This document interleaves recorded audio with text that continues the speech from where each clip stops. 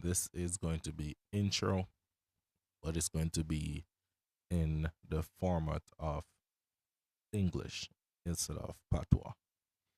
The other videos that you'll see on this channel is for my Jamaican viewers um, who would rather communication um, more straightforward than speaking in standard English. But this video can also be helpful to my Jamaican people as well if you wish to watch this video again. All right, so an intro to trading. No, I'm on in queue. I wouldn't want to delete my markings, so I'm going to hide them. All right, so as you can see, this is a practice account, so this is where I can do all my impulse trading on, and my real account is here, which I haven't taken a trade yet for today, so I'm waiting on that. But all right, so intro to trading. The first thing we should know when trading is that trading is just like your regular real life situations. So if you should enter into buying and selling stuff, then that is called that's trading in essence.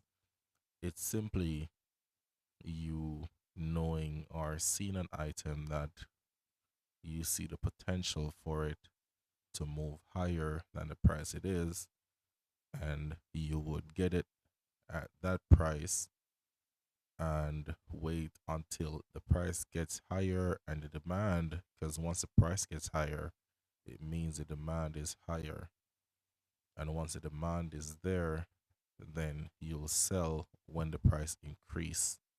So you purchase when the price is low, but it has potential to move up. And then when it moves up and the demand is there and you're satisfied with the amount or the price that is being projected to sell for, which is going to leave you in profits, preferably, then you're going to trade or you're going to sell once it hits that price, right? And that goes for anything.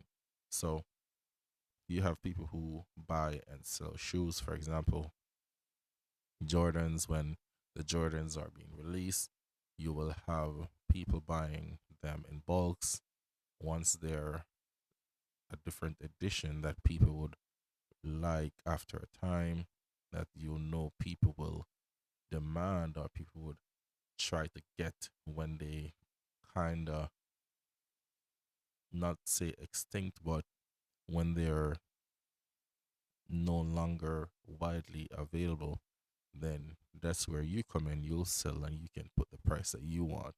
So you can buy them, you can buy five, six of those, for example, Jordan 4 Black Cats for 160 at the retail price. Then once it's hard to get, people still need those. So you can always put it in the 200 plus price range and people will get them, right? That is you doing trading. What happened in that process? What happened was you had the capital to trade. And so what you did was to purchase the shoe. So you get the shoe in return for your cash. So you give your cash away, you got the shoe. Now your shoe is what you're investing in, hoping that the price goes up so you can get some profits from it. And then once you get the once it moves up, and then you see people, because the price will move up once the demand is there. Once people wants it, it has to go up, right? So once people start asking, hey, we need these, they're hard to get, you can always publish on your business website or Facebook Marketplace or wherever it is that, okay, I have these and I'm not selling it for less than 220, 230. Then the people who want it, they will give you that 230 for the for the shoe. No, that's where you did the first exchange for 160. So you give 160 for the shoe. Now you gave up the shoe for 220, so your profit will be $60 per pair if you sell each one for 220 after a matter of time, right? No, that's the same thing with trading. What the thing on the chart is, the things on the chart, when you look at it, it's basically representation. Everything means something. And on the chart, the green things you see moving up is a representation that whatever we're trading, the price has gone up, right? When you see the green red and it's moving across, like it's not giving you a clear direction, then this is telling you that the price has not gone up or gone down too far, right? So at this point, when you see this, the price isn't moving up or down, you know, everything is staying stagnant at the moment, right? But it represents something. So the green and red, this representation is the price is moving sideways. So it will move from 180 to 185, then back to 182, then to 190, then to 195. So that's how it works right here. The price just moves sideways, not giving you a booster like from 160 up to 200. So that's the red and the green. The red is to show you that the price is moving. It's the price is um going lower for whatever it is that you're trading. So let's put it into perspective now, right? So on the charts, we trade instruments, we trade commodities, we trade volatilities, we trade metals, we trade everything can be traded, right? Um, but it's just you who are interested in trading should find what works for you. Now, on this chart, we're trading NASDAQ. And what is NASDAQ? NASDAQ is just like a mother company um, to a lot of other companies that they would like, that would fall under them. So, all right, so NASDAQ Composite is a stock market index that includes almost all stocks listed on the NASDAQ stock exchange. So the NASDAQ composite is this right here. We're trading the composite because this is not only this is not the NASDAQ on this chart is not only representing only NASDAQ. It is representing, for example, um, companies like Amazon, Apple, um, Nvidia, Tesla, just a few. So Nasdaq is the like the headliner, and those other companies are what are under. So Nasdaq Composite is the entire group of those companies that makes the composite. All right. So this is what we're trading right here, Nasdaq. Now, after finding what you want to trade, after a while you will figure out what you want to trade. So Nasdaq is talking about stocks, right? Um, um, Other stuff that is on this is GC, which is gold. Gold is not under Nasdaq because gold by itself is a metal, right?